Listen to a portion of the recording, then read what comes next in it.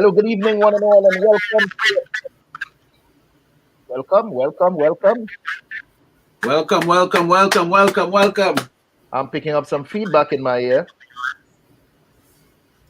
Well, Yes. it's Caribbean feedback, so. Welcome, one and all, to another episode of Caribbean Feedback. I am your moderator, Curtis Henry. Sitting in with us this evening are some of our founding members. The original, Miss Karin Forrester from BantuKreations and Samuel Archer from Muzilog. Let's begin with you, Karin. That's what's up. How are you doing? How are you doing? I am doing well. Better than maybe I deserve, but I'm doing very well. Better than good and better than most. Mr. Archer. Yeah. How are you this evening? Well, you know, I'm very splendiferously fabulous, you know. And sometimes I feel I need to drink some. Well, let me not go there. But I'm good. I'm really good. I need some energy tonight, you know. So, and everything is good. And let me see somebody saying something here. And that's a girl, Lucy. Saying Lucy. Night, Lucy O'Brien. How are you doing? We have to send Lucy something. Lucy has been like very, very early to the show. We want to encourage you guys to hit the like button, and please share the link to a friend tonight to let them know that we're on. And you know, we need friends to come over and say hello and all that good stuff. So that's what's up with my end of it. But how are you doing, brethren? What's up? What's the action on your side? I'm good, man. It's all good. It's all good. Dealing with life, all the ups and downs. I am still getting that feedback. Last week you corrected that from your end. I don't know what's up with that. I don't know what I did, but I don't know what the listeners are hearing, but it's okay. It stopped right now. Sam, whatever you need to put your finger on that button before we start the show.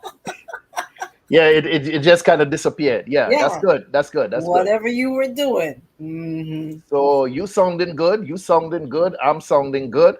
I was going to make a joke, but it might have bad repercussions. I'm going to say I was touching her breast and it worked, but that, you know. I'm going to say I was touching her chicken breast. That's your business partner. I don't think we all need to know that. I hope that Dr. Judith will come stumbling in at any moment now. And I am really... At the bar. She's still at the bar. Yeah, having a drink. What do you know that I don't? I'm just being imaginative. I think she's bar, you know, kicking back, thinking about what she want to talk about tonight, you know, on the show. Well, I hope she think about it not too much longer and join us. Well, we'll see how strong the drink is, you know, if the drink is strong. Oh, we faded out for a second. Okay, I thought she was coming in. Good night, Lucy O'Brien. Thank you so much for joining us. I hope you have some valuable contribution to make tonight. Young lady like yourself from the country, where you do some of that natural living. Natural living, huh? Yes, when you get a chance to live off the soil. Not everything you run to a supermarket and buy from the freezer. Oh, so she tills the soil? Is that what we're saying? I am not saying all of that. I'm just saying I know that in the area that she lives, a lot of people tend to plant their garden and live off of the soil.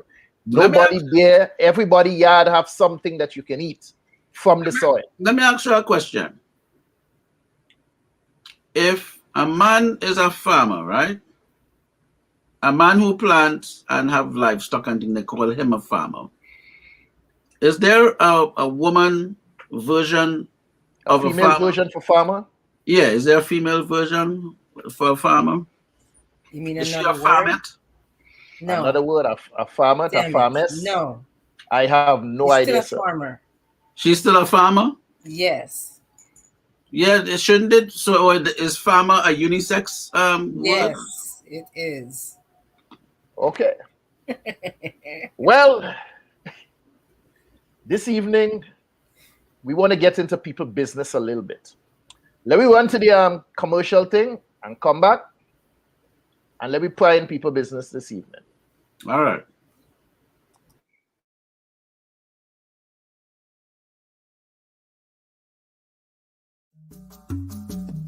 My name is Karin Forrester.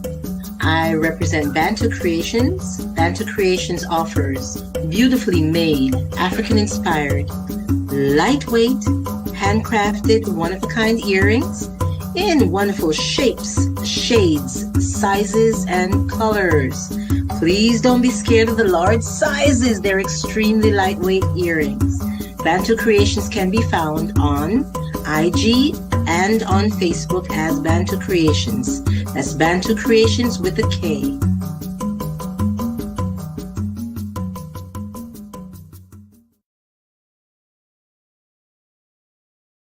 Come check me out, chriskeys.com. I'm worldwide. Tony Altamirano. Hi, I'm Gina. What's up, everybody? I'm Win Vu, award-winning remixer. Koya, I'm an artist. Hi, my name's Justina Bethel. Hi, I'm Mike Bowen from Denton, Texas. How you doing? This is Tom Cutt from Music by Tom Cutt. Check out Samuel E. Archer's book, Hybrid Executive. We are in the business, and here's how you can be a better business person because you're running your business. You can find my music at JustinaBeth_EL on Instagram or JustinaBethel.com, and I am a hybrid executive. I'm a hybrid executive. I'm a hybrid executive, just like you. Follow me at Koya Music, and I'm also a hybrid executive. I'm worldwide, baby, but just know I'm a hybrid executive. That's all you need to know, baby. Get on up, B. Check out my music, MikeBowen.com. I'm a hybrid executive. I'm a hybrid executive. Yes, Lucy O'Brien answered the question, and she says, Sam, yes, it's still a farmer. So you got that? Okay. All right. So she's not a farmette? Not a Or farmer. Mrs. Farmer, you know. If she married to Mr. Farmer, I guess she's Mrs. Farmer. But She's Mrs. Farmer. yeah, Okay. if she tills the soil, she's still a farmer. I Mm. was really hoping that Madam Judith was here as we begin this conversation. Mm. Well, Karin, I guess I have to ask you. Lucy, I guess I have to ask you the question also. Yeah, ask Karen the question. She The dancing in the back.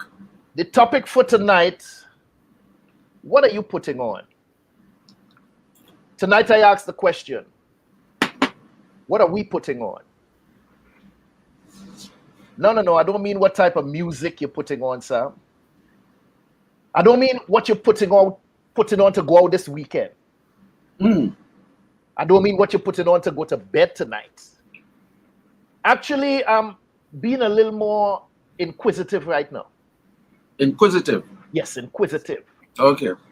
What I'd like to know is exactly what it is you're putting on your body.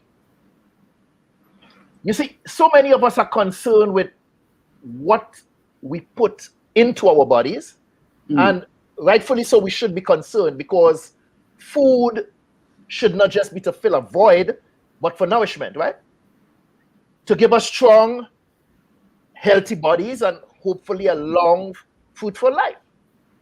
Yeah. But what some of us may not realize is that while we're eating healthy, and so many of us have gym memberships and we exercise, we go jogging, bicycle riding, we swim, we do all of these things to maintain healthy organs. We ignore the largest organ that we possess. Skin. Skin. I hear somebody whispering it. Wait. Our The skin. skin, the skin is the largest organ? Yes, indeed. It is living, it is breathing, it is absorbing. What kind of nourishment and exercise do we give to our skin? Ask Are we yourself. saying I'm well endowed with skin? Yes, sir. Our daily survival may require some of us to be indoors upwards of 8 hours per day. Inside, sitting in an office under air condition, where we hidden away from the natural sunlight that we need for vitamin D. Some of us, we shower, I hope. We wash off the vitamin D. And we lotion our skin with a combination of toxic chemicals hidden in facial creams, lotions, moisturizers, hand creams, foot powders, makeup, eyeliner, deodorants, and yes, toothpaste. Yeah. Toothpaste contains dangerous chemicals like fluoride, sodium lauryl sulfate, and saccharin, which has been linked to bladder cancer in rats. Saccharin? Yes, sir. It can also cause nausea, diarrhea, skin disorders, and allergy-inducing symptoms in humans. Take a little time to read the label on a tube of toothpaste. It says, hear me carefully, people. Hold up. My lotion could give me diarrhea? Hold on, bro. Hold on. I'll pass lotion already. I'm on to toothpaste right now. Oh, toothpaste? It says, keep out of the reach of children under 6 years of age. If more than used for brushing is accidentally swallowed, get medical help or contact a poison control center right away. What are we talking about? That's toothpaste. Children should also not, let me phrase this. We should not allow children, and let me say under 6 years old, to use mouthwash. Why? While some of us think that it's good, yeah, but a child under 6 may look at the color, look at the smell, taste it, and figure that it might be good to drink. But understand something. If your child swallows mouthwash, once again, immediately call the poison control center. And you better be ready to describe the brand and the amount of mouthwash that your child swallowed. These things that we put on and that we use for cosmetic purposes, some of them can be very dangerous. Tonight, I also hope we get to discuss some of the ingredients that we put in our hair, like petroleum and hair dyes. Lanolin. Let me ask the question. Panelists. Yeah. Since Dr. Judith ain't coming tonight, let me ask Karin. Have you ever or do you use hair dyes? Yes, I started using hair dyes around September. Yeah, around September of 2016. And I've dyed my hair maybe 10 times since 2016. But I have discovered so many things about having hair loss in the temples of my hair. And they'll put it on the labels, may cause hair loss. But a lot of people, like, hey, you want to have that nice, dark, vibrant hair like you had for most of your life, and a lot of people just, it won't happen to me. Well, it happened to me. And it thinned out the center, the crown of my head. It thinned it out so much, and my hair is just starting to grow back, to be honest with you. So you're saying that the dye had thinned out your hair? Oh, yeah. I had hair loss from it. I've had hair loss in both temples from it and the crown of my head. And so still, my hair is just starting to grow back. A lot of these females who have the edges like way back on top here, this is something that sickens me, because yet still they realize that oh yes, I'm losing my edges. Before you know that, your edge reach way up on the top of your head, looking like some of these characters from some of the ancient Chinese movies. I think we know. I think even if we don't know medically what's happening, within a day or two after using a product, his hair starts to feel a little brittle. Maybe it's like a week later, you're like, why is my hair so thin over here? Why is my hairline so thin? So sometimes you have no hairline. There are a lot of women without the hairline. That's why they make the wigs now with the baby hair that you can curl and look all cute. And when you take off that wig, nothing. That's just pitiful. Cute. What is a 40-year-old woman doing with baby hair? Huh?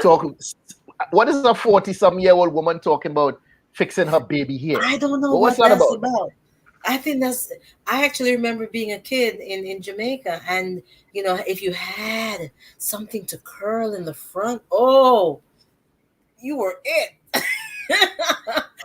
From a little girl to like your late teens, 20s, that was considered so cute. Okay, but I'm seeing women in the 40s and 50s I right know. now I don't know with a why. toothbrush, There's a sitting down there resurgence. with a toothbrush and doing There's this a curl. resurgence. I Now don't know why they it's so have them. important. They have stick-on ones now that you could just peel Yeah, off. Thing like this. the wigs actually come with the baby You hair. know what I think it is, right? When you're young, you want to look mature and adult. And then when you get mature and adult, you want to start looking young.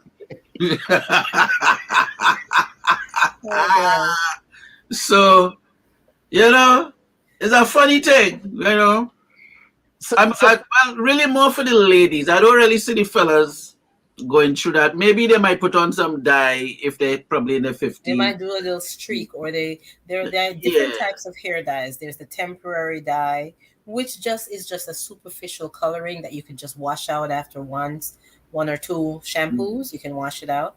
The problems are the semi-permanent and the permanent that penetrate the cuticle. Semi-permanent. Semi-permanent and permanent. Semi-permanent lasts between 5 and 10 washes, and the permanent might last, depending on the hair, 1 or 2 months or so. But it actually penetrates the cuticle, and it can actually be absorbed into your body. So is there a safe dye? Like, is there a dye that's safe? Safe. Yeah. It's been linked to dyes have been linked to skin damage, discoloration of skin, irritation of skin, burning, rashes. The list just goes on and on. As I said, eye damage, floaters. What I found after using it for maybe 2 years, I found that I had floaters. Floaters are like little squiggly lines, or look like little cobwebs or little lines going across your vision. And when you look at it, it seems far away, and when you don't look at it, it seems like it's right in front of your eyes. No, I'm serious. And sometimes you think that, wait a minute, am I seeing things? You try to initially you like trying to rub the hell out of your eyes, thinking it's something external, but it's actually the vitreous humor, the liquid that your eye produces. It's solidified and like gel-like. And may appear as like black spots. It's not actually black, but that's how it appears, And if it goes away, after you stop using the dye, then you're good. And it's considered harmless unless it becomes problematic, and it can lead to, the damage of the retina. The retina is the area that accepts light into your eyes. Hello, lady. Hello, folks. How are you all? Good night, Dr. Judith. Look at that pro. Look at that pro. So, Judith, you have people emailing me, asking about you, asking for you. They have her number. This thing have to stop. People, when you're emailing me, ask me about me. Okay, you see, they have her number. Get Dr. Judith email and email her yourself. Please, her number too. Dr. Judith, we heard that you were in the bar. Earlier having a little drink. Floaters right now, Lucy. Lucy, you're using a hair dye. So, are you like? Is something troubling you, Dr. Judith, that you have to have a drink in the bar? Who said I was having a little drink? Oh, you was having a big drink. Okay. Okay. It was a big one. Lucy said she has floaters right now. So are you using a hair dye? Yeah, let us know what if you have any idea what it is that brought it about. So, Dr. Judith, since you sort of stumbling late, let me ask you the same question. Apologize. No, forget about the apology. Let's just keep moving. What I want to know from you, have you ever or do you currently use hair dyes? No, never. Old age Karin, Lord God. Never. Lucy. Never. People think that I use dye to have my hair the way it is, but no, I've never used the dye. Never use a dye. I remember. Go ahead. Sorry. No, Dr. Judith, I just want to get you up to speed because tonight the question I'm asking though, what are you putting on? Not a thing. Oh, cool. I want to know, what are you putting on? This is what we're trying to figure out. And remember now, I know how your mind operates. We're not talking about what you're putting on to go to bed tonight.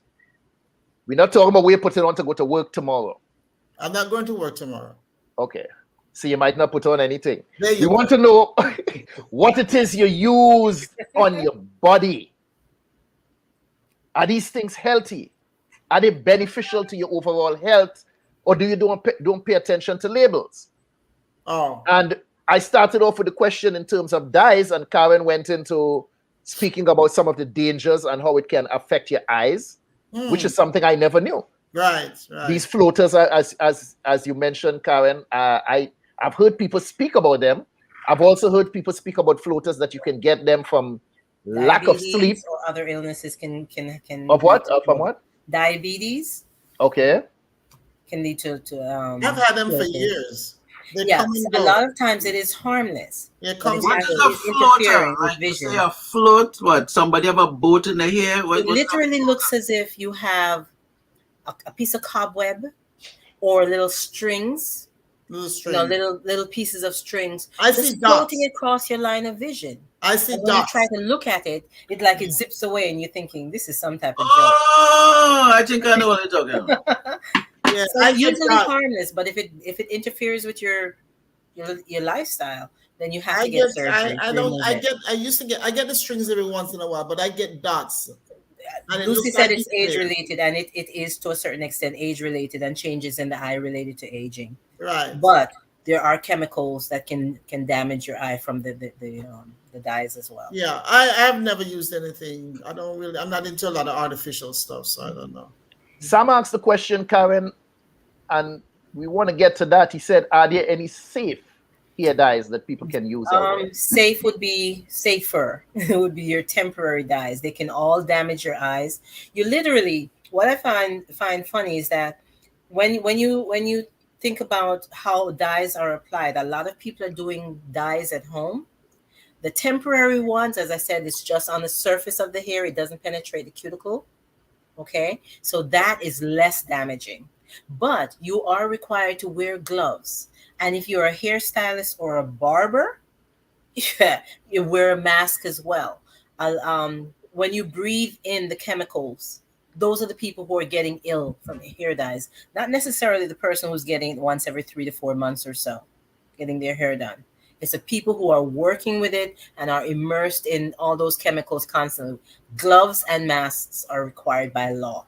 So if the dye is dangerous enough to damage the person who's doing the application, and if it can damage their hands, someone's scalp is even more tender. They're breathing it in, it damages their bodies. Yeah, but what about the person getting the job done? Their scalp is even more tender than someone's hands. So what about the damage that it's doing to them that they not even realize? Damage is seen amongst hairstylists, hairdressers, and amongst barbers than the actual recipients of the dye. A lot of there's no cause and effect, but there's an increased risk of blood cancers like lymphomas and leukemias that have been found amongst study groups of barbers and hairstylists. It's a huge thing. So is there a need for dye? It's all very just superficial. People want to look as best as they can. They love hair color. A lot of the young people are doing it, but I promise you, they have no idea the cumulative long-term repercussions. Because long-term and large doses of dyes injected in rats or rodents has been proven to be cancer-causing, but they have not found that cause and effect in humans. But there are higher risks that they'll say. So I'm just curious that and no pun intended, folks who are using dye, use it, no pun intended.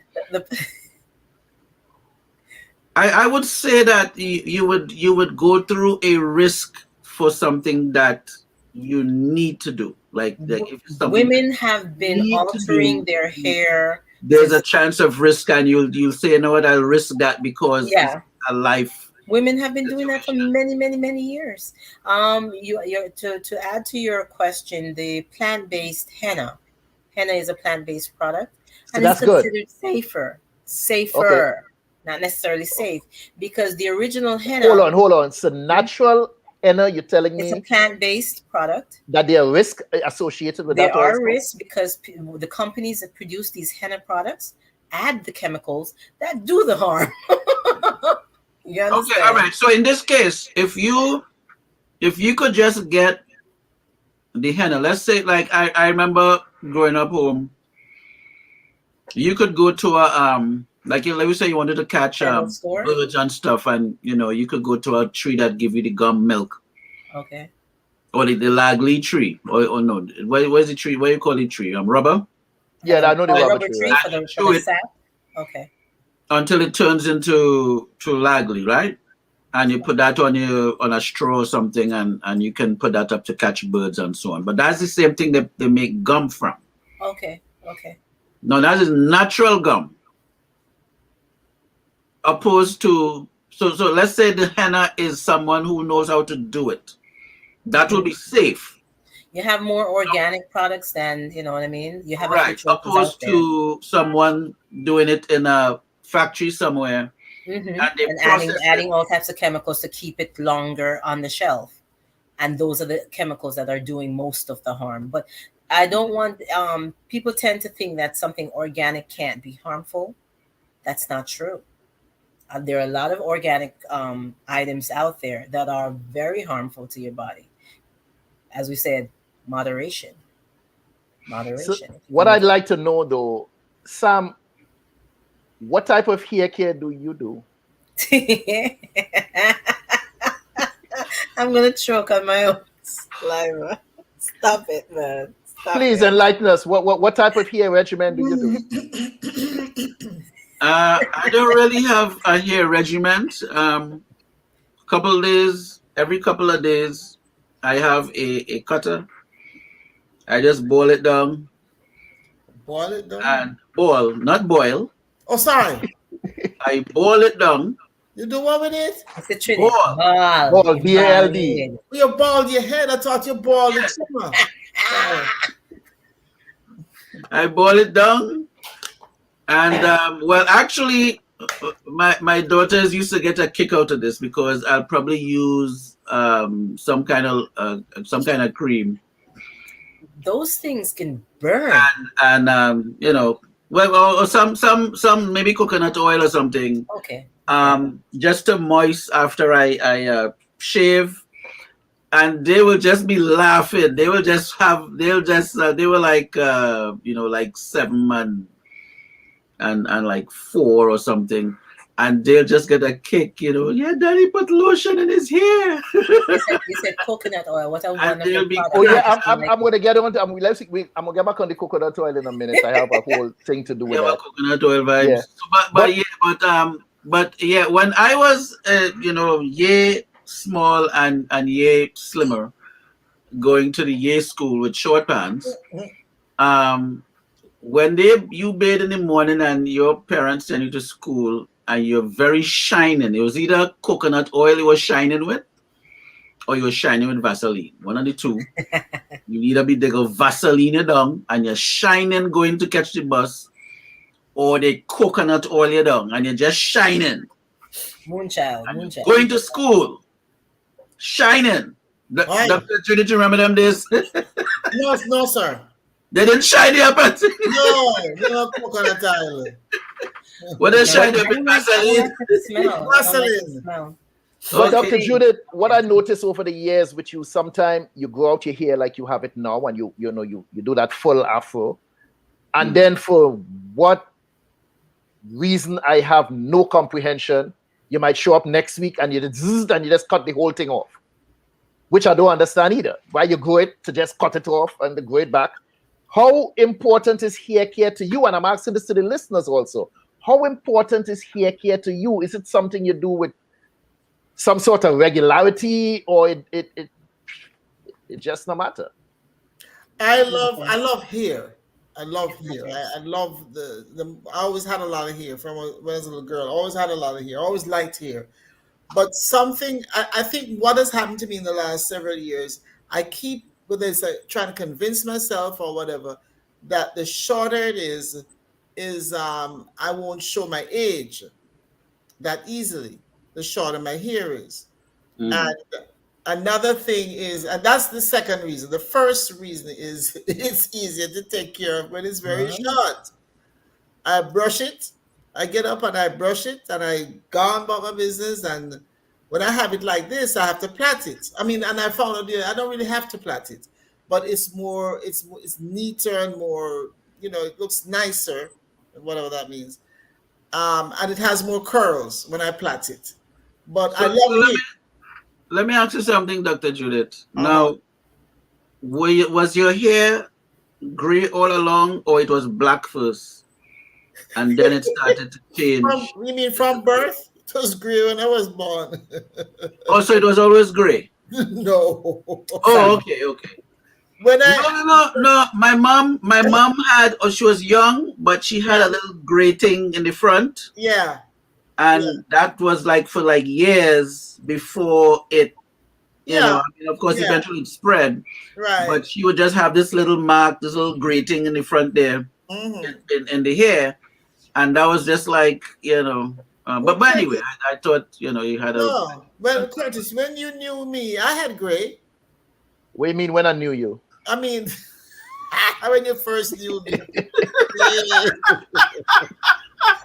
You don't know me right now. When you first knew me, I had gray hair then, right? Oh, God. Yeah, you had a little something coming in. Yeah, I've had gray hair since I was in my 30s.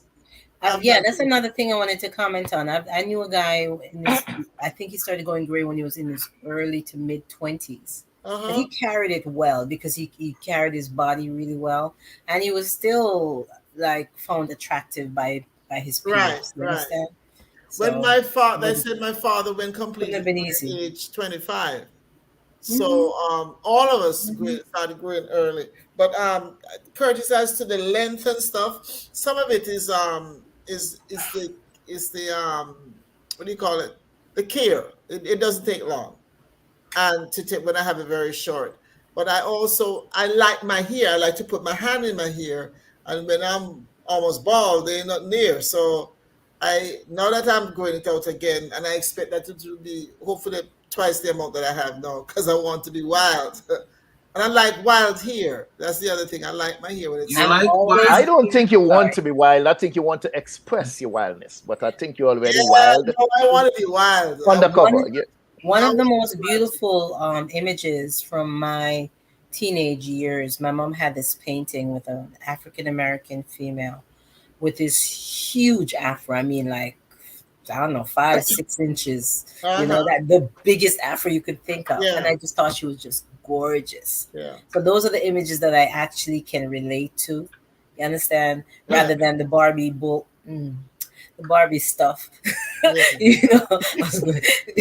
I love that beautiful afro from the 60s, like at your Pam Grier vibe. But 70s. And my mom threw out that painting. I almost cried. I think I did cry actually. She didn't realize how much I But I tell you something, the way my hair is now, I get a lot of compliments everywhere I go. I mean, people just come, I mean, men and women, your hair is beautiful, and it's because silvery. People realize the level of confidence it takes to go against the grain. Yeah. It's easy to just everybody wearing weaves and wigs and processing. I processed my hair for over 20 years. Judith, you ever had anybody fast enough to come and ask you to touch it? Yeah. And guess what? There's at least one black woman, a Jamaican. I told you about her before. She's very light. She was afraid to touch me because she thinks I'm thick. She faced it. Oh, of course. Yes, like willow pads. So wait, they like the hair or they like the confidence?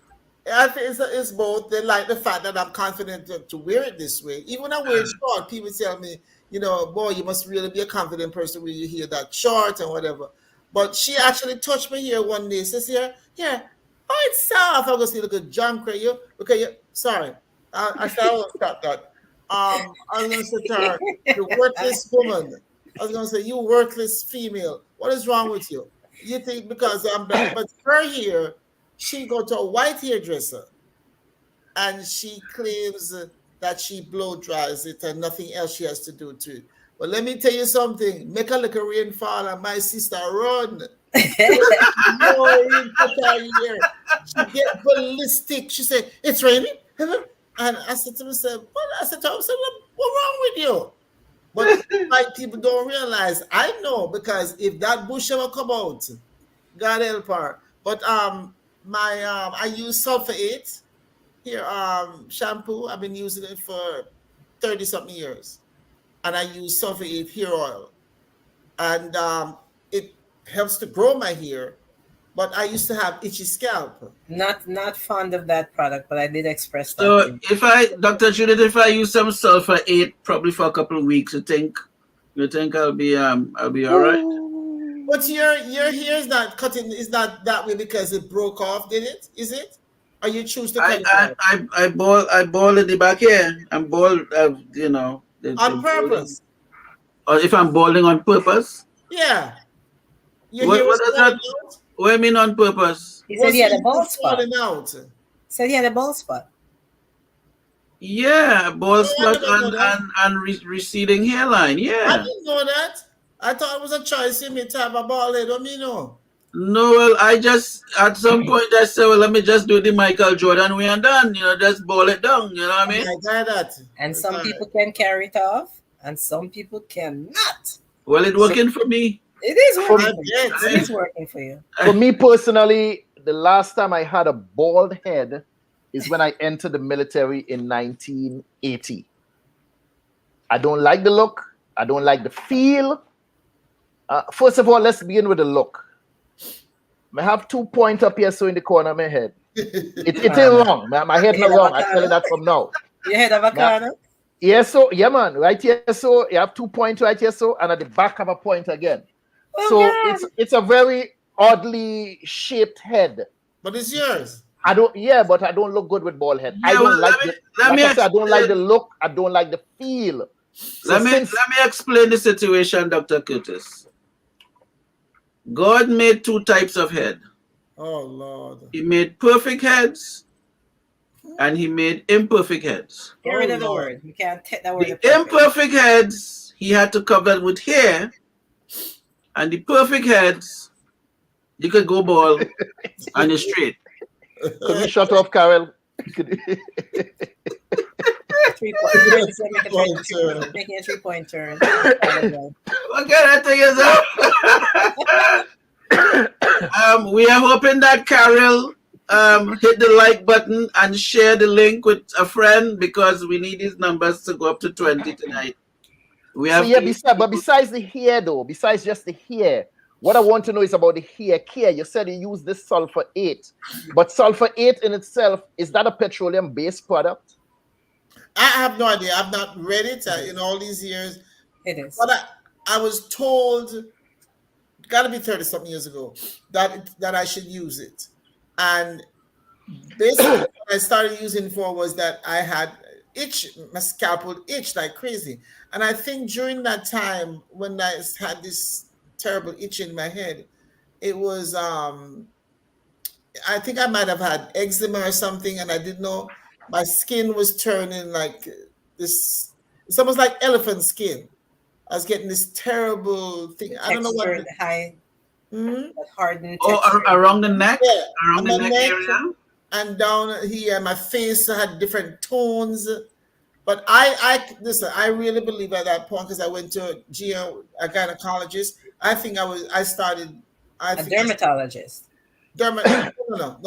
I went to a gynecologist because I was concerned that some of it was because of estrogen loss. Oh, okay. And it was. I didn't know where you were going with that. Because you were talking about the skin, and then you went to a gynecologist. I'm like, wait a minute. No, because I pay a lot of attention to what goes on with my body.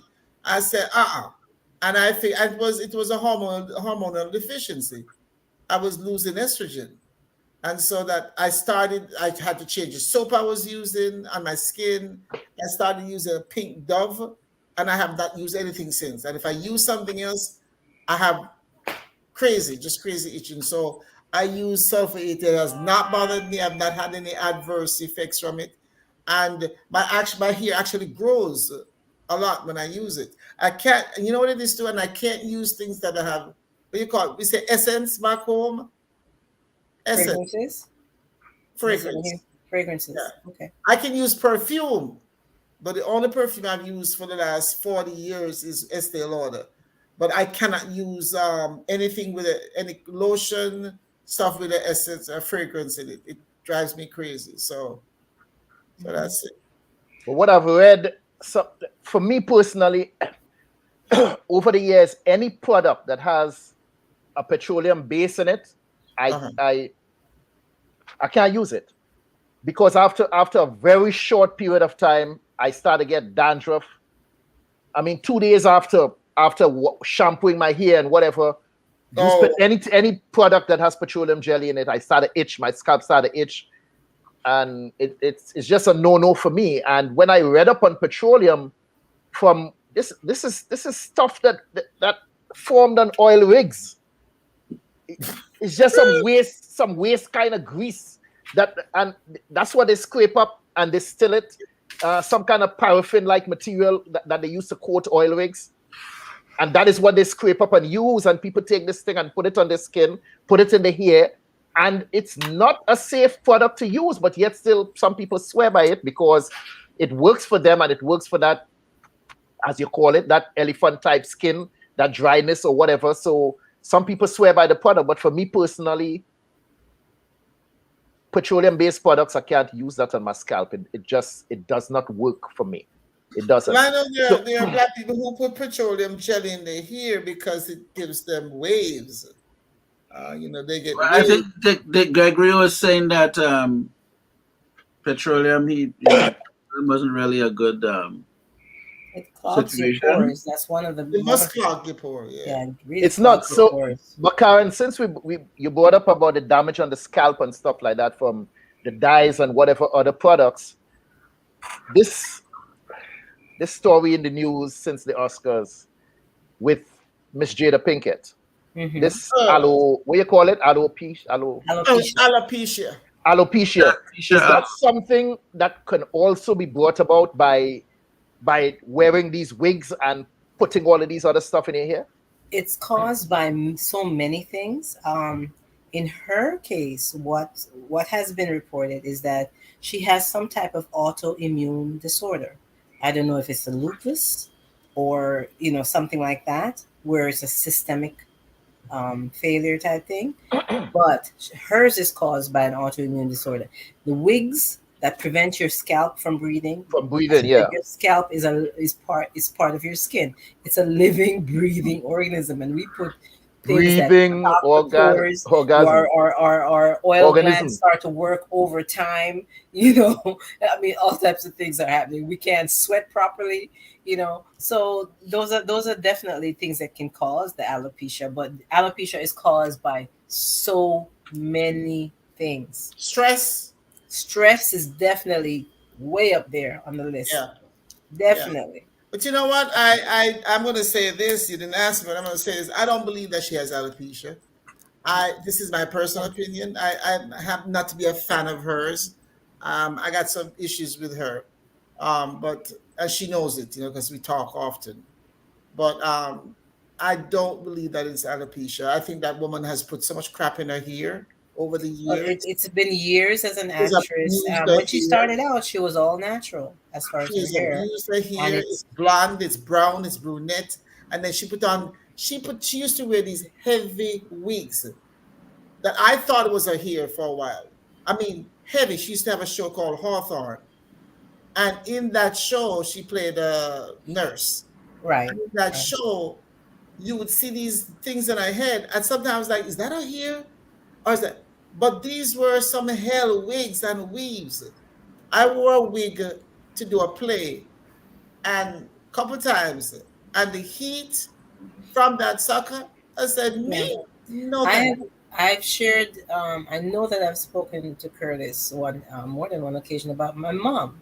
My mom came in 1968, And if you realize that was that civil rights movement and blacks being accepted, and you have all these islanders coming in, competing for jobs. So, I can only imagine the uproar at the time. I wasn't part of it, so I have to base it on documentary and historians.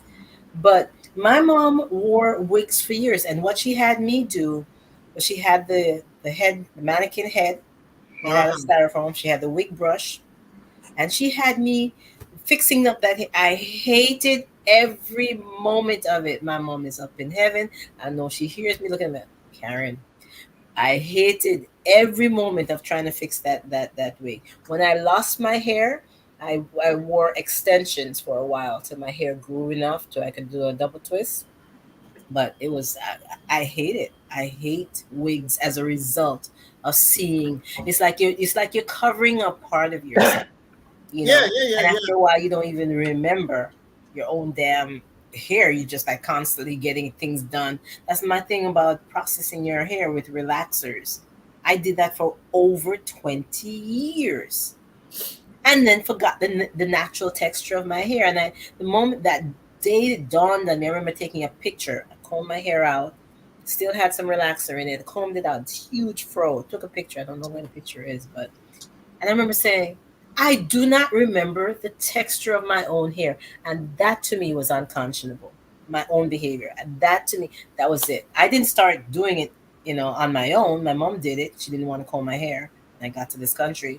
But that was it for me. I was like, oh, takes a woman, a lot of women, as the Trinity say, I done. Huh? A lot of women, you watch them and their hairline has gone backwards. It's hard to say goodbye. Curtis, not to say you have a forehead, you have a 5 head. That's she have a 5 or a 6 head. Okay. Six. So I think side. that's part of what happened to Pinkett is that she abused her hair so badly that it started falling out. A lot of women have done it, especially in this country. And she don't want to hurt her friends in the business, because in California and in the movie star in Hollywood and stuff, those black folks that do here make a killing. Do you remember Whitney Houston? Whitney Houston, I remember her in an interview saying, this is when she was still at her prime. So this must have been in the 90s. And she said, I will never, I remember the statement as clear as it was, she will never give up, I will never give up my wigs. Never be caught outside without a wig, yeah. And in the presence of her daughter, right? Wigs. She said this with her daughter next to her. Right. Yeah. And I remember thinking, if you have to think as a woman or a man, you have to think of the impression you're leaving on this young child who's like a human sponge. Right. I remember thinking, what?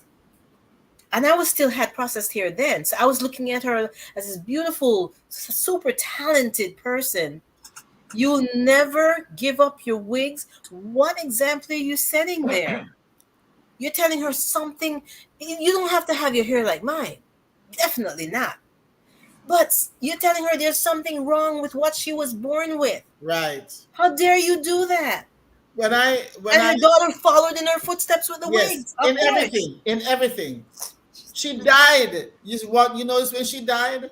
She died in a tub too. Just like mommy. That was everything that the mother did. But when I remember after her death, I said, if they do not watch this young lady, because I remember where I was emotional, and I was 10, 13 years older than she. If they do not watch her and circle around her, especially the women, I knew she didn't have a positive. Yeah. Thing. But here's a question that I'm often faced with. A young lady may walk up to me and hand me a business card, and she said, when you're ready to get your hair retwisted, call me. I said, oh, I have no need for this card. I don't need to get my hair retwisted because it was never twisted. She said, come on, who twists your hair? No one twists my hair. She said, but how did you start out to grow your locks? I said, I just started out to grow my locks. Yeah, but you had to get it twisted. No, I didn't get it twisted. Come on, you had to twist it. No, I didn't get it. Young lady, what year you born? 1993 something. I started this since 1976. Don't tell me what I have to do and what I'm supposed to do and what I do. You All just you come have along. to do is tell her not to get it twisted. Don't get it. Don't get it twisted. You just come along and you telling me what it is I do or what it is I had to have done in order to get my hair the way it is. So I had to put a lot of these young people in their place. And what I've noticed over time with a lot of these commercial last hair people, you know, the ones who walk into a barber shop or a beauty parlor with a fade and they walk back out with what appears to be locks draping past their shoulders, is that after time, with the excessive twisting and application of products to form and maintain these overnight locks, their twists, I can't call them locks because they're not interlocked, they just twist and products in it to dry and make it hard. These twists become heavy and burdensome, and they eventually have to cut them off because they begin to pull on the scalp and balding ensues. Look at that's straight up balding. Look at Mr. Beanie Man right now. Right? As an entertainer, oh no, we got to take care of your hair and have you looking this and the thing. The whole of Beanie Man edges start going back, and now he have to do some kind of thing like Donald Trump and wrap it up and put it on top, because if he let that out, his hairline so far back because of the twisting and the twisting and the twisting. The overgrooming really is something. Yeah, that overgrooming, and it eventually bursts out your hair. I did it, definitely. And you hear them talk. I hear some of them talk. Oh, you cut your hair? Yeah, man, I had to get rid of it. It was hot. Yeah, because all of that products inside of there is not your natural hair, and you cannot even tolerate it against your skin. That's why most of them always have it tie up. All of that extra products, wax and beeswax and all this other stuff they keep putting in the hair, and eventually they end right back up in the barber chair because it is unnatural. Even the cocoa butter, even the shea butter, they put so much of this stuff in the hair, it becomes heavy and hard. Their locks, you could beat somebody with one of them, how they're heavy and hard. And that is not natural. My hair don't contain any of that stuff. Can I tell you this, Mr. Henry? May I say this to you? I don't think I can stop you. Go ahead. You can't click me off. Listen, I love putting my hand in my hair. I say it with the greatest joy. My hair, what I do is I wash it and I oil it, and then I blow dry it because it's fairly thick. And plus, if I found that if I natural dry my hair, by the time I go to bed tonight, I can't breathe. I get all stuffed up. So I have to blow dry it because natural drying just messes up my sinuses. But let me tell you something. I get anybody want to say, I love my black hair. I put my hand in it. Sometimes when I'm driving, I go like this. You mean the few strands of black hair, you mean? So what? Yeah. Okay, the few strands of black hair that left. You know what's funny? The whole of the back, the whole of the black back. The whole of the black back is your head back. It blending in. So I think Lucy, just cause you know Curtis, it have cocoa to put in your ass. That song like Lucy. No, Ras, in your Ras. She never said ASS, she said RAS. Well, that's how we say it in your Ras. Sorry. All right, okay. Yeah. So let me jump off of the head for a minute and bring it down a bit. Hey, I only lies jump off of the head. Don't say it like that. I don't like that. Has anyone here ever had their teeth whitened? I ask this because teeth is supposed to be like the color of bone, which is like an off-white. Teeth are the color of bone, which is like an off-white. So why are some of us so obsessed with having white teeth? I don't understand this. Anybody here ever had their teeth whitened? Mm-hmm. Only when I go to the dentist, clean, they say they're whitened. I've had it clean, not whitened. They say they whiten at the end of the cleaning, they whiten it with some. But I use baking soda on my teeth every day, so. And just the baking soda alone, or you could combine it with something else? I use it with toothpaste. And then I use peroxide. But I use peroxide mainly for my gums to, heal my gums. In the beginning, I spoke about the dangers of fluoride what they try to tell you good for your teeth. And if fluoride is in almost every commercial toothpaste out there right now, how come we still getting cavities and we've been using fluoride toothpaste from infancy?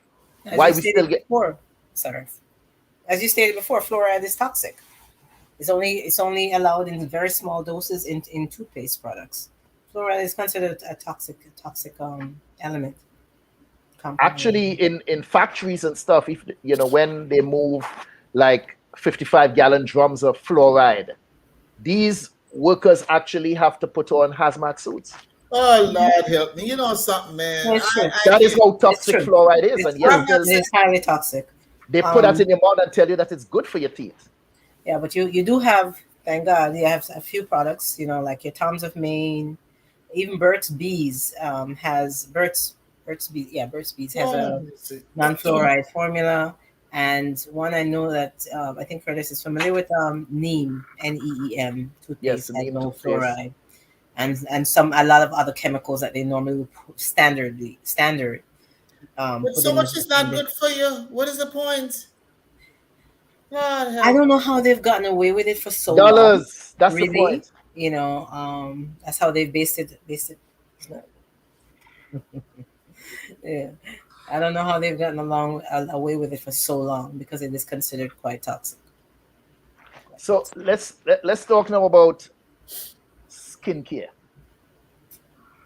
For me personally, I recommend natural oils like olive oil, coconut oil. Some mentioned coconut oil earlier on, which I know for a fact is rich in fats. It could help you stay young and beautiful. You could use it as a scrub. If you combine coconut oil and with sugar, like brown sugar and lemon juice, you could use this as a scrub, natural scrub for your skin, for your face, to remove dead skin. Oh. Okay? Coconut oil could be used for cooking. It could be used for hair care, skin care. It helps with aging and skin rejuvenation. And for you ladies, the one who wear the eyebrellas, coconut oil helps to grow your eyelashes. Wow. This way you can have naturally long eyelashes instead of having to go by the Korean store and buy some that you put on. I don't think they can have their eyelashes long enough. Can't be long enough. I don't know where that trend came from, but I'm hoping it will leave in the next 5 years or so. 5 years? I don't know where it No, but right now the people who are using it, they're getting younger and younger. I'm seeing girls as young as 15. What I know is that there are ophthalmologists out there that are just waiting to put their children through school with these people who are doing stuff like that. I seen some on the bathroom floor, like something fall off somebody's eye. And you think it's a damn worm or caterpillar trying to crawl, right? I saw a boy at school with one the other day. What? Yeah, man. A boy have in my eyelashes and him walk. That is not cute. Not cute at all. You can't tell him so. No, not cute at all. Himself sweet. And you all know something else too. When you put on your makeup and go out and you come back at night, you don't have to use that harsh. What do you use? I don't know. What? The rough that thing, alcohol. You don't have to use rubbing alcohol and some of these harsh. Rubbing alcohol. Oh yeah, I see people use that on the skin to move makeup. Coconut oil. Coconut oil, olive oil, argan oil. I love argan oil. That can remove makeup smoothly off of your face. Argan oil is from a nut, and you can use it from the top of your head to the tip of your toenails. But those things are expensive. Not argan. But what about the medical makeup? So I don't know. Judith, what about the medical bills from using the poisonous stuff? That's even more expensive. Listen to me, Star. I don't try to use nothing that I think is bad for myself. You understand? I try to live a very simple life. I try to stay away from things that cause trouble. You understand? Like a shovel. I really and truly try. I use Vaseline with my lotion because the nurse told me that lotion has so much water in it. So I put some Vaseline in my hand and I put the lotion on top, I rub it, and my skin is nice and shiny and smooth at any time of day. I substitute the olive oil and the lotion because either one by themselves, either one alone rather, is not sufficient for my dry skin, especially during the fall and winter months. Yeah. So the olive oil and my favorite lotion. I think what has happened to me is that I've been doing that thing for the last 30 something years. So that my skin, even if I don't use the Vaseline every day, my skin is naturally shiny. If I just use lotion a couple of days, I go back and forth. Some talk about the coconut oil story. That there was part of my growing early years, Sam. You talk about that shining. Let me tell you something, Papa. You see when you bathe in the morning, so to go to school, and my grandmother rubbed that coconut oil all over your head and in your face. Like you say, you're walking down the road, you're shining, you're sweating. In your eyes, all about, and coconut oil running off your head, down in the back of your ears, coming down. Yeah, just a run down. Yeah, run down. This is what, let me tell you something. As beneficial as coconut oil might be, personally, I don't use it. I don't use it. People say, oh, it smells so good. Not that I dislike the smell, but because of that early trauma, somehow it's like, I kind of breaks from using coconut oil. I breaks from using it because of that same, it's like when I smell it, I could feel it running down behind my ears. Raw coconut oil. I'm telling you, it was, bro. It was an experience. And you had to walk in the hot sun going to school and everybody smelling you. Coconut oil. You want cool, son? Let me tell you some of the benefits of that also. Coconut oil could be used as a cold remedy. It could boost your immune system. Yes. It could help you fight off colds. Yeah. And let me tell you something. For you ladies, those of you who like to shave off your pubic hair, you talk about hair is life. Hair is my life. I love my hair. You're putting on wigs. You're putting on weaves. You love your hair. And then yet still you go and you shave off this hair. And you go down there and you shave off that from down there, but you love your hair. Why are you shaving off all of that if you love your hair? Everybody does that. If you love your hair, I'm saying for the ladies who does that stuff. Oh, sorry. If you love your hair so much, then let the hair go. Right? Why are you shaving off all of that? I think it's personal preference. I don't think any man have any right to tell a woman how to trim her bush. All right, I don't. But then, if the bush affecting the man in a negative way, if a man and he want a certain thing, then go on. But, if it's affecting the man, I keep mine braided, so it's not a problem. Even affecting the man in a negative way, then if it's your man, it's different. You're trying to please your man. But a lot of women. What? Wiki, rewind. If who? If it's my man, what because of the people them show. I'm speaking to the ladies, obviously. Oh, okay. You want to jump on that? If it's your man and you're trying to please him because that's what he prefers, that's one thing. But most women are like, can you please not try to control every aspect of what I do with my own body? Thank you so much. Appreciate it. Let me tell you all something. Let me just put it broadly. There were many years I went by without seeing that kind of stuff, that shave stuff. Let me put it simple. And the first time I confronted something like that, I had to be like, what the hell? It looked like a grown child. It was strange. It was a shock to me because I heard of women doing it, but I didn't see it until first time I saw a grown woman bald-headed. I don't think it's that attractive. It shocked the hell out of me. Yeah. I don't think it's very attractive to be bald. I read something recently where this guy, his girl was cautioning him, and she said, "Oh no, you have to be careful. I didn't shave," and he said, "Young lady, I eaten pomsite all my life. Don't come tell me not about your shave. I good. That's June plum." He's eating June plum all my life. Don't tell me that. Don't tell me nothing but shave. That ain't gonna bother me. Just passing through. So let me tell you something. So for all you ladies who like to shave off your pubic hair and stuff like that. These other products, the one that where you could put it on and it wipe it off, Veet, Neat, and some of these other things that's too close. That's too close to the promised land. I don't Those think things that's tend to burn quite a bit. I don't think that is safe You don't to watch put the next to the timing. promised land. You could You don't also use coconut oil as opposed to some of these other harmful chemicals. So that's a safe thing that you can use to shave.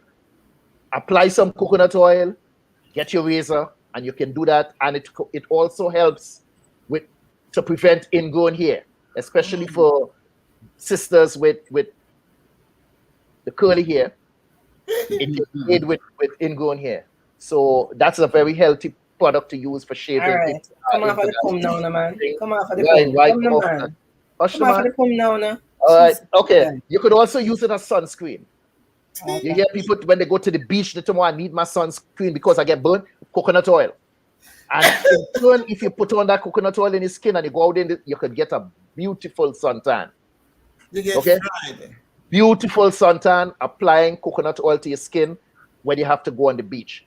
And it can also be used as a deodorant. What? As deodorant. I didn't say antiperspirant, deodorant. So Sam, let me ask you something. What experience you have using deodorants or any products like that? I don't want to hear it. That's stuff that we apply on our skin. Watch it now. Hold on, sermon agwan. Wait the man. Wait, no, the man ready? I got sermonize. Class is in session. I can't. Stop it, man. Can I go to the bathroom, please? Before I go into that, I just need to find out from the panelists tonight.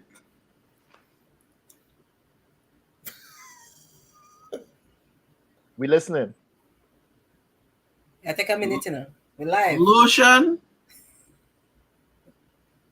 or cream? To do what? Do you use the term lotion or do you use the term cream? Lotion. I've been here long enough, lotion. I use the term lotion. Both as the product and the process. You don't say cream? No. Oh, okay. There's a Yeah, I difference. don't say cream. Sorry, guys. It's until I did some research today, and it's not much. You know, I didn't have much time. I didn't know that there was a major difference in deodorants and antiperspirants.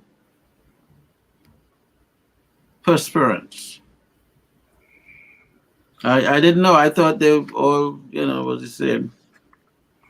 Mm-hmm. So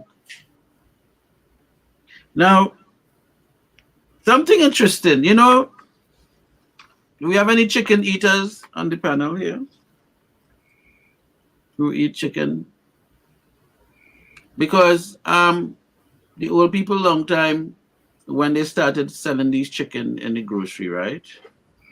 These chicken that will grow in 6 weeks and 8 weeks and whatever weeks. You had the people who like the yard fowl.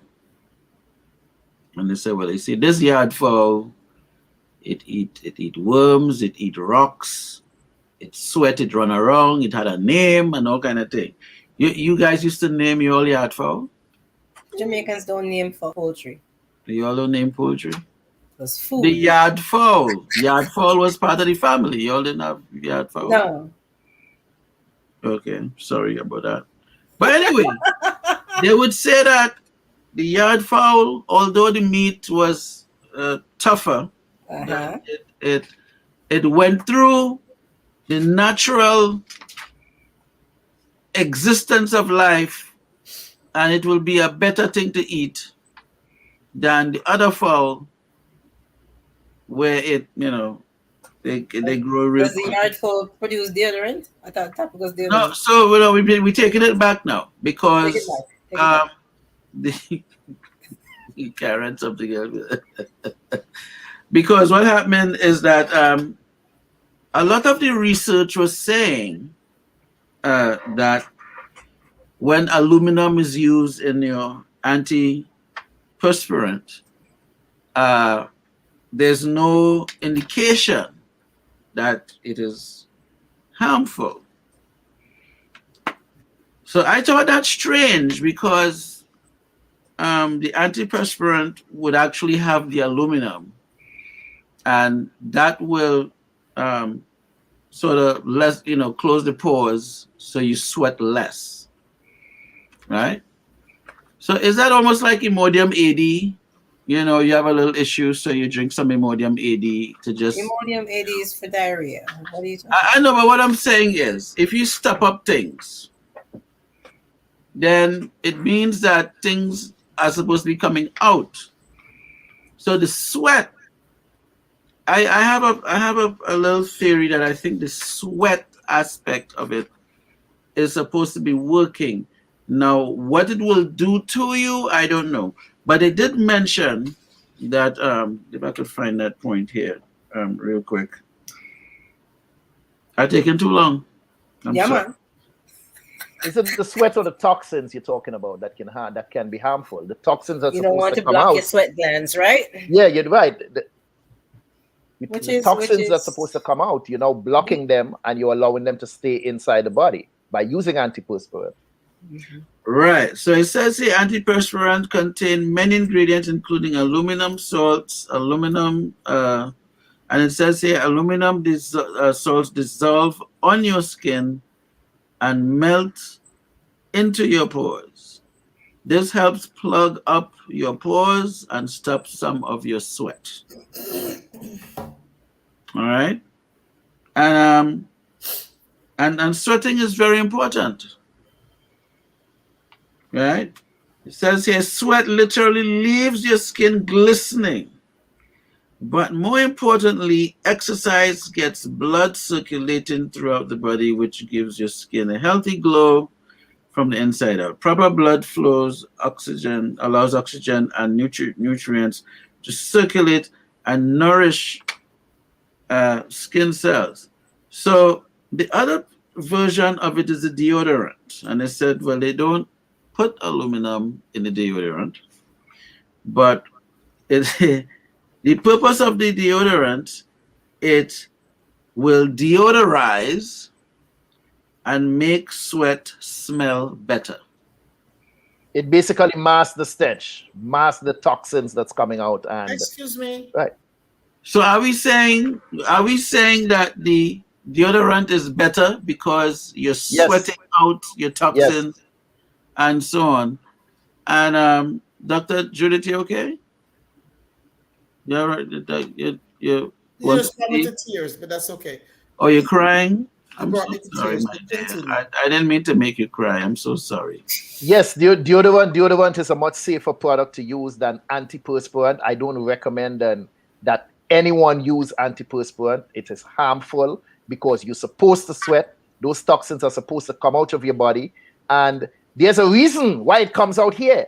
Because when you sweat on your arms, that doesn't have that pungent odors when you sweat from your armpits. So those toxins come out here for a purpose, from under your arms. And if you put on something like a paint and blocking those toxins from coming out, you actually pushing them back into your body, and that can. But that's what I'm saying. It can have some harmful adverse effects. I'm not sure. I have often said that, but maybe Karin can better speak on that. But I don't know for a fact that it does cause cancer. But I know it can be. It definitely will be harmful to you in some way. Aluminum is considered a carcinogenic, cancer-causing agent, definitely. But and doesn't it have the lymph nodes are involved? I don't know about the amount that they put in the deodorants or the antiperspirant, as he said. Someone made a comment about lotion and cream being very different. We were saying that in the island, we say, in Jamaica, we just say cream. We don't really use the word lotion. But I do understand that lotion and creams are two completely different products. What that? Deodorant? Is it an antiperspirant as well, or just a deodorant? Every man jack. Every Jackman. No, Karin, you see what I tell you? Every man Jack. Every No, Jackman needs to come up with you an know, idea. she's claiming Jamaica that we for every Jackman. Every That's Jackman. No, that's incorrect. That's I don't know what I incorrect. was Your term is Jamaica. incorrect. Every Jackman. Because when licks passing, Every Jackman have to get a lick in. every man Jack getting licked. Every Jamaican say every Jackman. May I tell you? You the only Jamaican I hear with that. Dr. Judith, is it every man Jack or Jackman? Never heard of it. Never heard the term every Jackman? No. Okay, you the only Jamaican I ever hear with that. No, man. I never heard of it at all. It's a common saying. So hold on, not before common. you run away, before you run away, Mm-hmm. there is a difference between lotion Me just said that to know. and cream. I just said that. I need whoever typed that in the chat to explain The difference. what is cream and what is lotion, because I call lotion Texture completely cream. different. I was confusing my daughters when they were growing up, and they realized that daddy have a problem. Daddy means lotion. And when they Lotion finish is very bathing thin, very and I cream them down, I say you have been creamed. And they find it funny. And they be like, I've been creamed. And they're wrong place. I've been creamed. Right?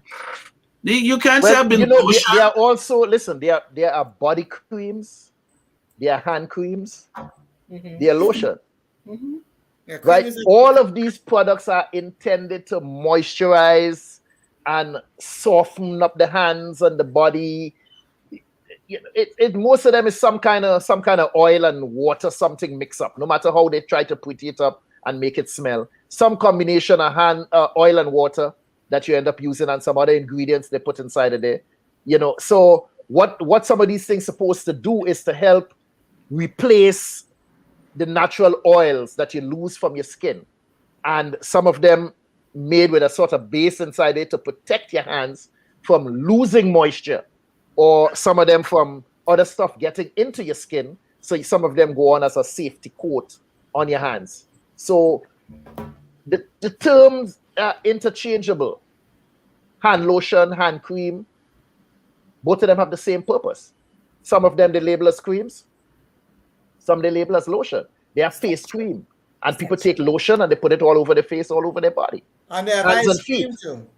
So ice cream, you scream, we all scream for ice cream.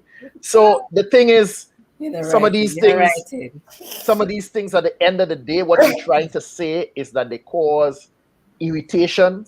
Some of them cause all kind of skin diseases and allergies and stuff like that.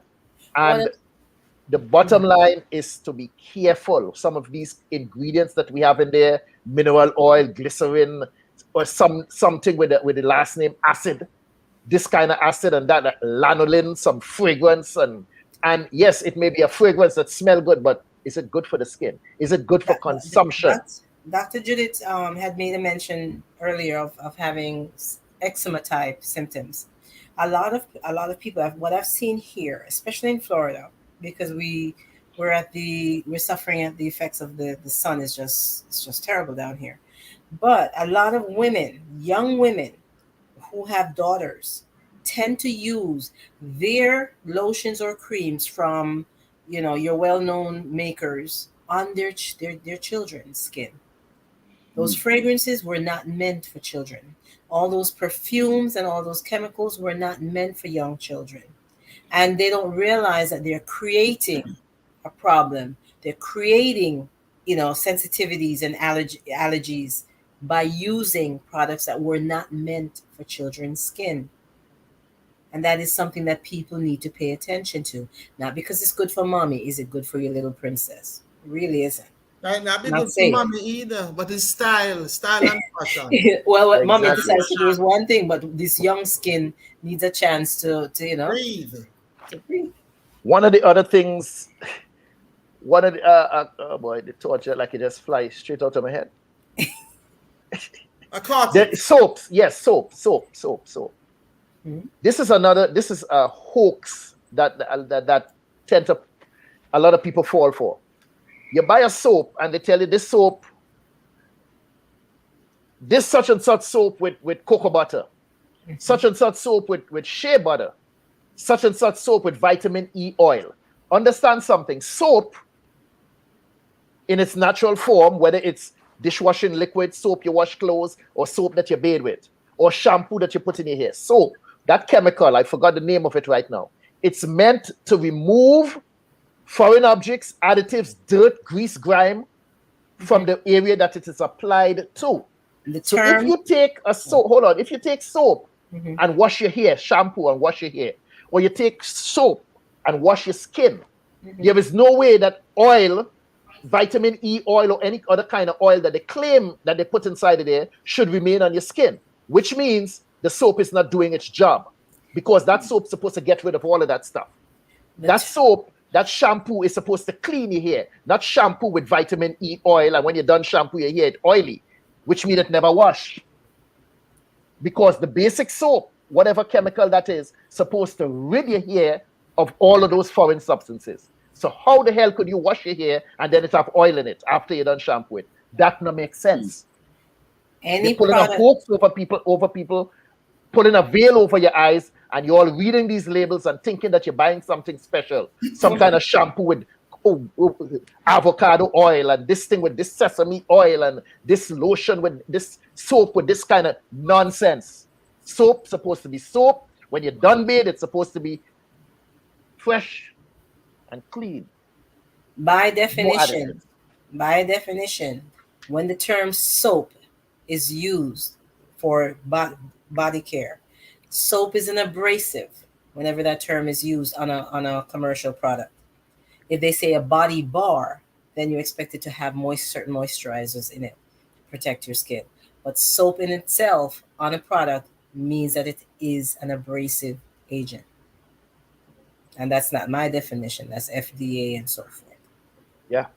But the one with the additives, it ain't working right. And the last point I want to make on this. Sorry, Curtis.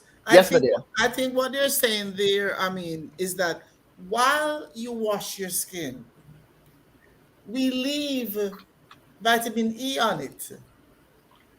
And some dirt. Yeah, well, that's what, in essence, because like you said, rightfully, when you bathe and use soap, you should be clean, and then you add something. Add stuff, like, exactly. Afterward, like olive oil or whatever, to bring back that natural state until you bathe again. But I can't disagree with you, because it kind of defeats the purpose to say, oh, we'll clean you here while we leave something in it. Inside of it, yeah. That doesn't make sense. Yeah. Foolishness. The next part I have, somehow they ain't gonna like this, Somehow you all ain't gonna like this at all. All right, let me bring go. it. Drop it. They ain't gonna like me. Bring it. They ain't gonna like me. All right, it's time for going to eat the soup now then. All right. I had an individual one time that came out of the shower and put on tea tree oil and coconut oil and all of these niceties on their body, and I said, where you going with that? Go back in the bathroom and bathe. If you come to lay down next to me with all of them additives on, no, when I kiss your neck and I lick your skin, I don't want to be tasting tea tree oil. If you know anything about tea tree oil, it is very pungent, it is strong, a very eucalyptical odor to it. Eucalyptical. It smells like Vicks. That's strong. Like eucalyptus. Article. Why would you put that on your skin for me to come and kiss you up and lick your body and all them kind of things? No, man, you come out of the shower, come and lay down in your natural state. Don't put on all of these additives to come. 11 o'clock at night. And understand something. Yup, tea tree oil to bed. Thank you, Carol. You on my side. Well, hold on. We're not talking about to bed. We're talking about to be bedded. Wow. You come in the okay, I come out the shower, you come out the shower, and you put on tea tree oil to come and lay down next to me to have sex. No, that is a no-no. Go back in the shower. Go back in the shower and wash that stuff off of your skin. I can't touch you with that on. Not to kiss you up and lick up your skin and all of that with tea tree oil on. You don't want it to slip away? At all. And these other body sprays that some of you all have a habit of using, I don't understand it. I've seen women do it. They come out the shower and then they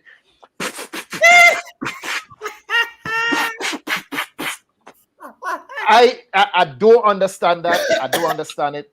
Let me tell you all something. What is wrong Somebody used the word just now when she tell me somebody say come off the pumps. Let me tell all you something. Pum pum supposed to smell like pum pum, not watermelon. Not watermelon, not roses, not flowers, not air freshener. Okay?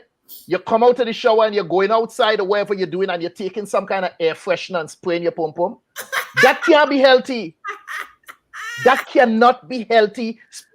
Spraying it with something that smell like what I even know what they call it. Some air freshener like Lysol air freshener. That cannot be healthy. That can't be healthy to spray between your legs. I don't know. The natural conditions. Yeah, man. Pum pum supposed to smell like pum pum, not watermelon and roses. That's the end of my story. So all you take it home before we wrap it up. Wherever all you have to say, that is my testimony for the night. I done. Karin, carry it home. I think no closing if you get closing. Well, my little thing was with the hair dyes and the henna products. It's really, really important for people to do what they call patch tests. Choose an area maybe behind your ear or something that's not going to be seen, and test the product as per. Follow the instructions and do the patch test. They always have instructions on each product, and do a patch test before you use any product. And know signs and symptoms to look out for: the itching, the burning, the redness in the area, and cease and desist if it doesn't work for you. Okay. The FDA gives warnings about certain products. FDA in this country, people seem to trust them without question, but FDA was given permission to oversee certain cosmetic items like dyes, hair dyes, and so forth since the 1930s. And they had so many chemicals that were harmful that it wasn't for another 50 years before they removed most of them. But some of them are still in these hair products. They still refer to the hair dyes as coal tar products because they're very caustic. It can do a lot of damage. Some of the damage is permanent, and people don't think about what are they putting on their skin. Some of it can lead to permanent blindness.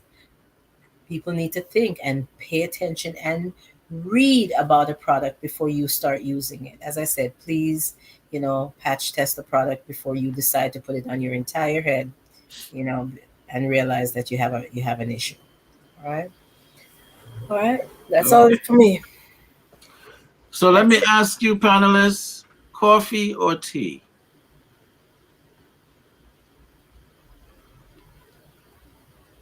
Tea. Coffee or tea? Tea. Okay. All right. So hold on, let Judith go. Let Judith go. Let Judith let her go. Okay, Judith, I'm gonna let Judith go. Let me go a long time. Tea. What is it, darling? What you need now? Close it up. Take us home. Take us home. I'm not gonna say that. Anyway, no, I have no idea what to say. I don't use a lot of additives. I kind of agree with Curtis. I mean, to some. This is the first time Dr. Dre don't know what to say. I don't understand that. You're talking about very touchy things, I want go on. But you don't know. No, but like you said, that last part you said about we do too many things that are contradictory. We want to be natural, and yet we put false things in ourselves, put false eyelashes, put weaves, and all these things. I have always prided myself on being extremely natural, so I wouldn't put I don't know. I hear women say they use like perfumes or whatever down there. I wouldn't be able to do anything. I'd have to run into the shower to wipe it to get rid of it because it would kill me. I don't like things that are fabricated or things that are. I like real things. So my job is to keep it clean down there. I mean, the whole thing, but down there for sure, keep it clean, and a natural scent is always best, in my opinion. But as we get more sophisticated, we think that everything has to smell like roses and whatever. I had said to Karin when she said about put on something for tonight's topic, and I talked about put on a smile. And that I don't put on a smile, I wear a smile. So because there's a lot of put-ons in our world today. Your teeth may close an argument, but go on. There are a lot of put-ons, and I think it's killing us. I just got a message earlier that said that I don't know how recent or how true it is that Jada Pinkett has said that Will Smith is trash in bed. I think Jada Pinkett behaves like trash. That's my opinion of her. I think she's twisted, but he's twisted himself to be in that situation. He's got his own issues going on. But I've watched her put on different things, this weave, this wig, all this stuff. And now she comes out that she has put on alopecia. But I'm telling her, she ain't got no alopecia. Like a lot of women who have abused their hair, she has put on too much garbage on her head, and her head cannot breathe. And actually what you do now is she's having it breathe naturally. Well, then again, let me take that back. God knows, she might be putting perfume on her head. Who knows? But this put on thing, this thing is killing us.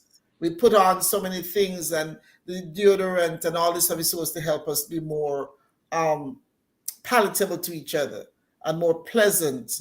And as Curtis said, I don't know if I'd have said it as blunt as I have if I'd said it the way he said it, but him don't want to lick anybody with all those things, to lick them and with the different oils and stuff. That's what I'm licking. But I agree with you.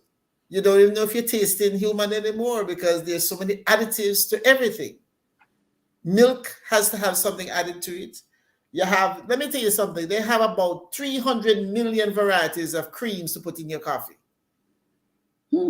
I'm saying to myself, after a while, you don't even know what you're tasting. And I think we have put on so much. And that's why people don't know. My mother used to say my mother didn't know what's going on before she left the church. She didn't know about all this gender stuff.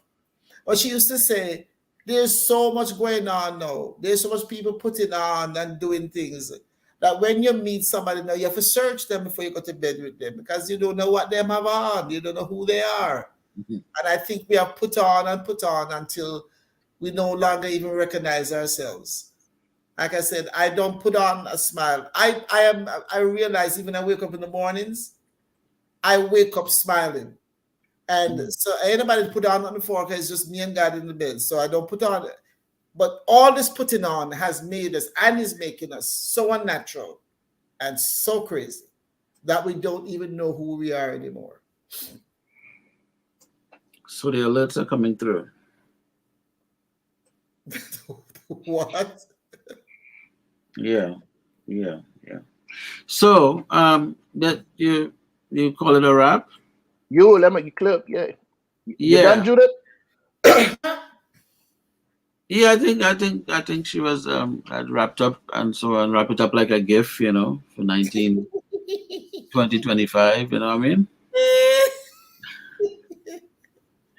So we learned that deodorant is the way to go. But if you find yourself sweating a lot, go with the antiperspirant and use sparingly and accordingly. Make sure you read the label and find out if there's some kind of insurance plan. Because apparently you're on your own these days. All right. Somebody say I need to sleep. Okay, see that? I need to sleep. I think I agree with you. I need to sleep. So did you? Okay, no. Go ahead. You had a question for me? No, I was asking if you put up Carol's statement there, where she saying that maybe I'm misinterpreting because the woman was giving me a message that she didn't want anything that night. Why she put on the tea tree oil? Oh Lord. It's Curtis. The third one before the end. Yeah, and she laughing too. It's all right. And she laughing too. Next comment, she says, Curtis, I must say that you come in contact with some very strange women in your life. Indeed, as most of us men have. The only difference is that I'm not afraid to talk about it. I am not afraid to talk about it. I do not know what he's trying to imply. I am transparent. I talk about everything. However, some topics are not open for discussion.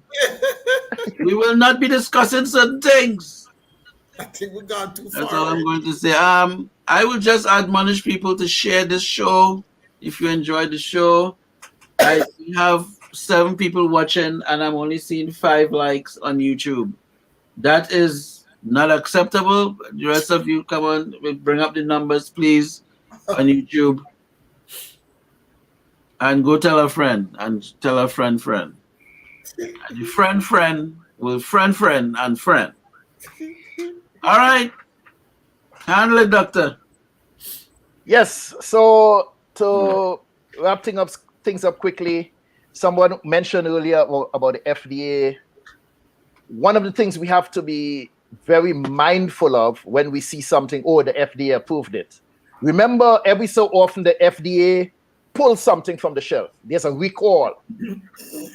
Remember that everything the FDA recalls at one time was approved by the FDA. So not because you're seeing a product and it says approved by the FDA means that it's good. It may be only a matter of time before the FDA decide, you know what? Oops, we made a mistake. We call that.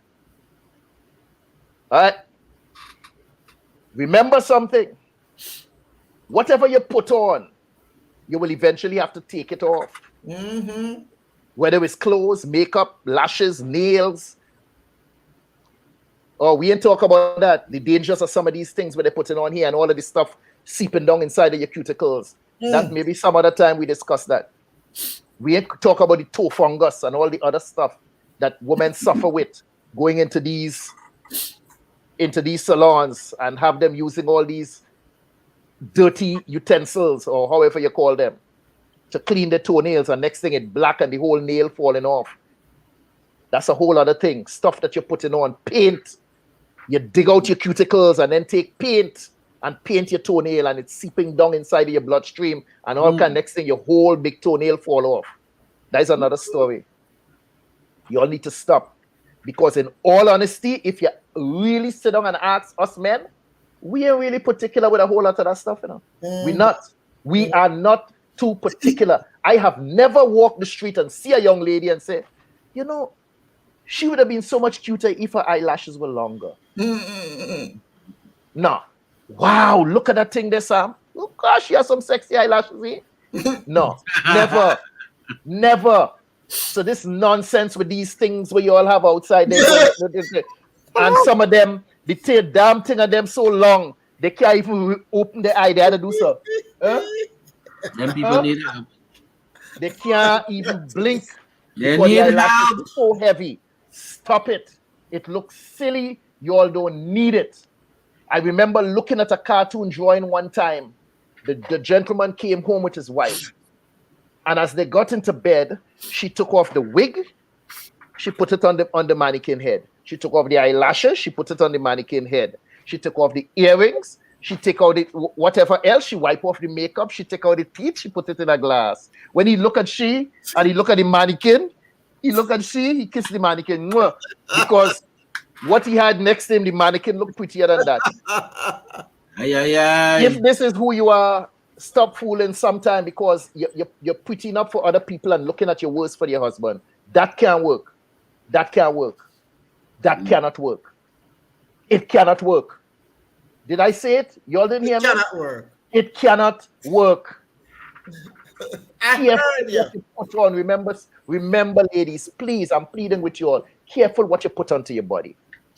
We spoke about what you're putting into your body, but careful because, as I stated in the opening, this skin you have here, it is the largest organ that you possess, the largest one, and it's absorbing and taking in things from from your surroundings, taking in everything that you put onto it. Careful what you put on because it just might be harmful to your health and even cause your death. As Judith stated, for me, the sexiest thing a woman can put on is a smile. I'm Peace not and smiling blessings, no people. more. I'm not smiling no more. Done with Peace and blessings. Yes. Hi, I'm Dr. Judith Barnes. I'm an author, a playwright, poet. I'm also a broadcaster by training, and I recently found out about 2 years ago that I can paint paintings, which means I paint sceneries, I paint landscape, I paint animals. I have just discovered, and so that I can do this. And so, along with all the other gifts and talents that I've been blessed with, have paintings, and they are on view and for sale on Etsy and also on Facebook. And if you desire to order any painting or order one of my books, because I'm also an author, please give me a call at 470-564-8267. That's Dr. Judith, and the number again, whether you want to just talk to me or order one of my paintings or one of my books, please feel free to call 470-564-8267. Thank you.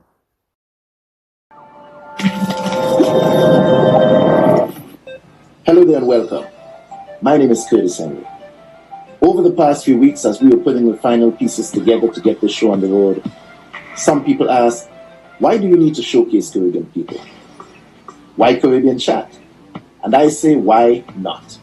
Because we as Caribbean people have worked too hard, come too far, and suffered too long for us to continue taking a backseat.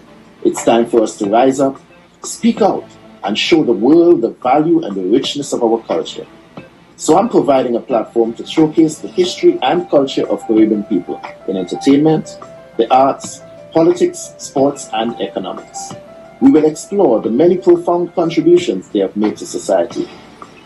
So we invite you to stay with us as we launch what is to become one of the greatest voices of Caribbean people, for Caribbean people, by Caribbean people.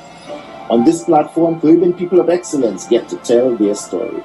Our aim is to ensure that your contributions are acknowledged and celebrated.